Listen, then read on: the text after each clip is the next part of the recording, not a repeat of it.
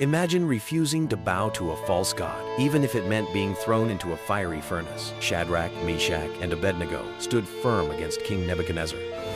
Furious, he ordered the fire so hot it killed the soldiers who threw them in. But inside the flames, the king saw something incredible. 4 men, unharmed. One looked divine. Amazed, he declared their God, the true God. Faith won, even in the fire. If you believe in miracles, comment miracle. Don't forget to like, subscribe, and share to inspire others.